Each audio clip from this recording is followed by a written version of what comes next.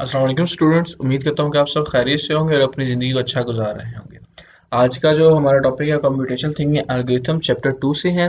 जो हम आज टॉपिक्स कवर करेंगे वो 2.6 और 2.7 है, कंप्यूटेशनल थिंकिंग और प्रिंसिपल ऑफ कंप्यूटेशनल थिंकिंग। ये 9th क्लास की आपकी कंप्यूटर की बुक में से है और सिलेबस हमारा फेडरल बोर्ड का।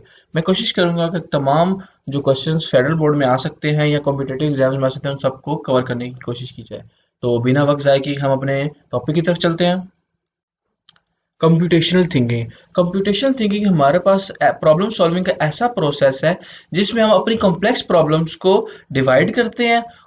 हम कॉम्प्लेक्स प्रॉब्लम्स को डिवाइड करेंगे, एक पैटर्न को हम रिकॉग्नाइज करेंगे, हमारी प्रॉब्लम किस पैटर्न के थ्रू चल रही है, किस तरह चल रही है। उसके बाद हम एब्स्ट्रैक्ट करेंगे, मतलब कि हम इंपॉर्टेंट पार्ट को निकालेंगे जिस प्रॉब्लम जिस हिस्से में ज़्यादा है, और उसके बाद हम एक एल्गोरिथम डिज़ाइन करेंगे जिसके अकॉर्डिंगली हमने काम करना है। मतलब एल्गोरिथम से बाद हम एक ऐसे स्टेप्स बनाएंगे, 1 2 3 4 5 कुछ ऐसे स्टेप्स होंगे कि हम उनको फॉलो करके अपनी प्रॉब्लम को सॉल्व करेंगे। इसे कहते हैं कंप्यूटेशनल थिंकिंग, एक सर्टेन वे में सोचना। ठीक है। Importance of computational thinking. Computational thinking ना सिर्फ हमें एक प्रॉब्लम की क्लैरिटी को बताएगा बल्कि एक ऐसा सोल्यूशन प्रोवाइड करता है जो रिपीटेबल है। कंप्यूटेशनल थिंकिंग का मकसद सिर्फ ये नहीं होता कि हमने एक स्पेसिफिक प्रॉब्लम को ही सॉल्व करना है, बल्कि हमने अपने सिस्टम को ऑटोमेट करना है ताकि वो हर सिमिलर प्रॉब्लम को हमारे लिए सॉल्व कर सके। हमारे पास जो एक प्रॉब्लम आ गया, हम चाहते हैं कि वो बार बार वही प्रॉब्लम के लिए हम बार बार वही स्टेप करें? बिल्कुल नहीं चाहते। तो हम क्या करेंगे, कंप्यूटेशनल थिंकिंग का सहारा लेंगे और हम एक दफा इस सोल्यूशन बनाएंगे ताकि वो हर सिमिलर जो उसका प्रॉब्लम आ रही है वैसी प्रॉब्लम उसके लिए खुद ब खुद ही काम करे और उस प्रॉब्लम को सॉल्व करे। अगर हम काम कंप्यूटेशनल थिंकिंग के थ्रू करते हैं तो हमारे अंदर क्या चीजें डेवलप होंगी? प्रॉब्लम सॉल्विंग स्किल डेवलप होंगे, जिससे हम क्या करेंगे, एक एल्गोरिथम या एक लॉजिकल सॉल्यूशंस डेवलप कर सकते हैं अपने किसी भी प्रॉब्लम के लिए, किसी भी सिस्टम के लिए। उसके बाद हमारी थिंकिंग, लॉजिकल थिंकिंग पर जो हमारी है वो इंक्रीज होगी। लॉजिकल थिंकिंग इंक्रीज होगी तो क्या करेंगे, जब किसी की थिंकिंग जो कुछ समझदार होता है तो क्या करते हैं, कॉम्प्लेक्स प्रॉब्लम्स भी हम सॉल्व कर सकेंगे। उसके बाद कोलैबोरेशन को इंप्रूव कर सकते हैं। जब हमारी प्रॉब्लम को सब पार्ट्स में हम डिवाइड कर देंगे तो इजीली हर बंदा कोलैबोरेट करेगा, टीम वर्क इंक्रीज होगा। और जो काम टीम वर्क में होता है वो क्या होता है, हमेशा वो बेटर होता है, अच्छा होता है। डिफरेंट पर्पसेस के लिए डिफरेंट पर्सन जो है वो हम क्या कहते हैं उसे हायर कर लेते हैं। फॉर एग्जाम्पल एक प्रॉब्लम है जिसके तीन पार्ट्स है, ए बी और एक सी पार्ट है उसका। ठीक है। अब फॉर एग्जाम्पल अली जो है वो पार्ट ए का माहिर है, अहमद जो है वो पार्ट बी का है, और समी जो है वो पार्ट सी का माहिर है। अगर तो अली फॉर एग्जांपल अली ही सारे प्रॉब्लम्स को सॉल्व करता है तो हमारे पास क्या होगा, बी और सी को सॉल्व करता है उसको मसला आएगा, तो हमारा क्या हो जाएगा, सिस्टम स्लो हो जाएगा। अगर हम इसे कंप्यूटेशनल थिंकिंग के थ्रू हम काम करें तो हमारे पास क्या होगा, कोलैबोरेशन इंप्रूव होगी। अली अपना काम करेगा, अहमद अपना काम करेगा, समी अपना काम करेगा, तो क्या होगा, हमारा काम जल्दी सॉल्व हो जाएगा, जल्दी खत्म हो जाएगा, जल्दी हम एक अपने सोल्यूशन की तरफ चले जाएंगे। अब हमारे पास आती है प्रॉपर्टीज ऑफ कंप्यूटेशन थिंकिंग। तो सबसे पहले हमारे पास आती है डिकम्पोजिशन। हमने एक बड़ी प्रॉब्लम को छोटी प्रॉब्लम में डिवाइड करना है और ताकि हम अपनी प्रॉब्लम को इजीली सॉल्व कर सके। फॉर एग्जांपल हमने एक पार्टी प्लान करनी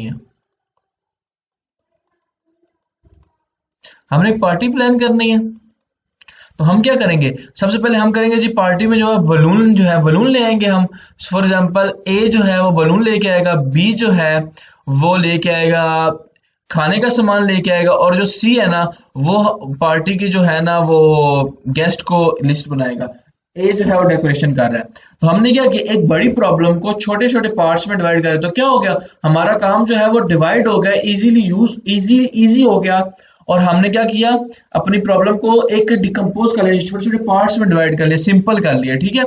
उसके बाद हमारे पास आता है एब्स्ट्रैक्ट, एक इंपॉर्टेंट पार्ट निकालना। इंपॉर्टेंट पार्ट हमारी पार्टी में क्या है जी, खाने से पहले क्या है हमारे पास पर्सन।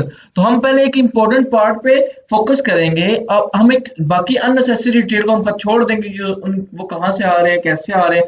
हम फोकस करेंगे कि हमारे पास गेस्ट कितने हैं। अगर तो हमारे जो स्टूडेंट्स हैं वो 15 आ जाते हैं तो हम पार्टी अरेंज करेंगे। अगर 50 से कम लोग रजिस्टर करते हैं तो हम पार्टी अरेंज नहीं करेंगे। हम अननेसेसरी डिटेल अपने जो प्रॉब्लम है उसमें से निकाल देते हैं और उसके बाद हम जो है वो उसका सोल्यूशन प्रोवाइड करते हैं। ठीक है, उसके बाद आता है पैटर्न रिकॉग्नाइजेशन। हम देखते हैं किस पैटर्न के साथ लोग रजिस्टर्ड कर रहे हैं। फॉर एग्जांपल हमारी पहले एक प्रॉब्लम आई थी कि लोग जो थे उनको अवेयरनेस नहीं थी किसी चीज की, तो हमने नेक्स्ट टाइम क्या किया कि अवेयरनेस कर दी, और अवेयरनेस से कैसे पता चला, एक पैटर्न देखा कि सिमिलर प्रॉब्लम आ रही थी, दो बंदे छोड़ के तीसरे बंदे को पता ही नहीं है कि क्या काम करना है, तो हम उसके लिए क्या करेंगे, पैटर्न रिकॉग्नाइजेशन को यूज करेंगे, ताकि प्रॉपर्टी को यूज करेंगे ताकि हम अपनी प्रॉब्लम की एक पैटर्न को देख सकें, हमने कौन सा स्टेप लेना है कि हमारे जो लोग हैं वो ज्यादा रजिस्टर हो, ज्यादा हमारे पास है। अल्गोरिथम क्या है, अब हम स्टेप्स को डिफाइन करेंगे, कौन से स्टेप यूज करके हम अपनी जो है वो पार्टी को अरेंज करेंगे। सबसे पहले क्या हो जाएगा हमारे पास, हमने सबसे पहले पर्सन्स को देखना है, उसके बाद हमने खाने की अरेंजमेंट करनी है, उसके बाद जो है वो हमने पार्टी की अरेंजमेंट करनी है ताकि हम पार्टी को जो है वो करवा सकें। ठीक है, इसकी एक और अच्छी एग्जांपल है जो स्लाइड 1 में थी। हाँ, हमारे पास क्या है, यहाँ पे एक आइसक्रीम है, आइसक्रीम को क्या है, डिफरेंट फ्लेवर्स है, तो हमने क्या किया है, डिकम्पोज किया, हर फ्लेवर को डिवाइड कर दिया, हर डिफरेंट फ्लेवर को रख दिया। उसके बाद हमारे पास क्या आता है, उसी आइसक्रीम में से हमने पैटर्न देखा है। सबसे पहले क्या आ रही है, पर्पल आई थी, तो पर्पल, उसके बाद जो है वो स्किन कलर के दो आते, फिर पर्पल आता है, तो हमें पैटर्न पता चला कि एक पर्पल के बाद दो स्किन आएंगे और उसके बाद फिर पर्पल आ जाएगा। उसके बाद क्या, एब्स्ट्रैक्ट, हमने जो है फोकस किस पे रखा हुआ है, हमने फोकस रखा हुआ है जी हमारे पास जो चॉकलेट फ्लेवर की है ना, तो उस पे हमने आइसक्रीम पे फोकस रखा हुआ है। ठीक है, और उस तक हमने पहुंचना है। उसके बाद हमारा हम क्या, एक एल्गोरिथम डिजाइन करेंगे कि हमें चॉकलेट फ्लेवर वाली आइसक्रीम कैसे मिलेगी पार्टी में। ठीक हो गया, आई होप आपको ये समझ आया होगा। नेक्स्ट हमारे पास आता है प्रिंसिपल ऑफ कंप्यूटेशनल थिंकिंग।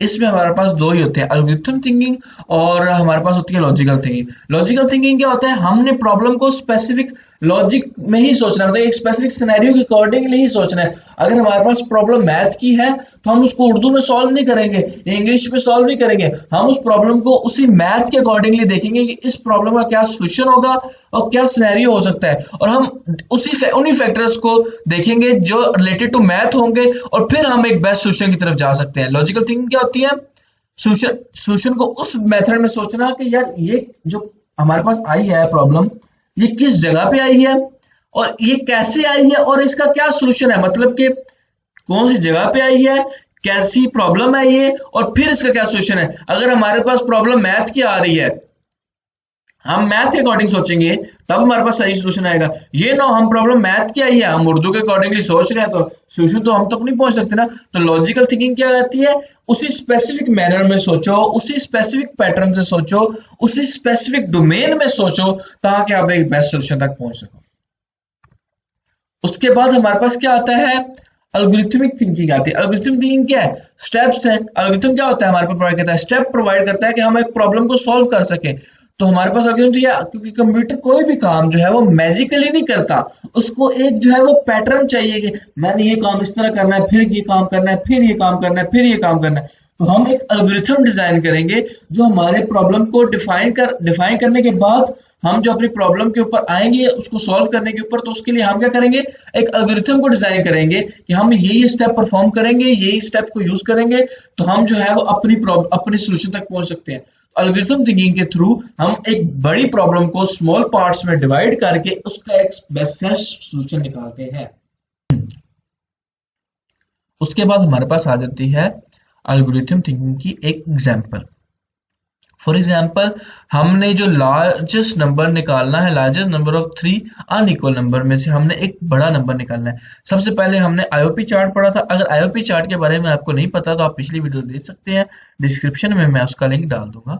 हमारे पास आईओपी चार्ट में क्या होता है, इनपुट होता है, उसके ऊपर इनपुट के ऊपर कोई प्रोसेस होता है, और एक हमारे पास आउटपुट आती है। समझ लो एक वैलिड इनपुट है जो हम अपने सिस्टम को देंगे, उसके ऊपर वो प्रोसेस करेगा, उसके बाद हमारे पास क्या आ जाएगी, एक आउटपुट आ जाएगी। ठीक है, अब हमने आईओपी चार्ट के ऊपर एल्गोरिथम बनाना है, मतलब कि हमने अपना लार्जेस्ट नंबर 3 नंबर से निकालने के लिए एक एल्गोरिथम बनाना है। तो हमारा एल्गोरिथम क्या है, let 3 numbers A B and C, हमारे पास 3 नंबर आ जाते हैं ए बी और सी।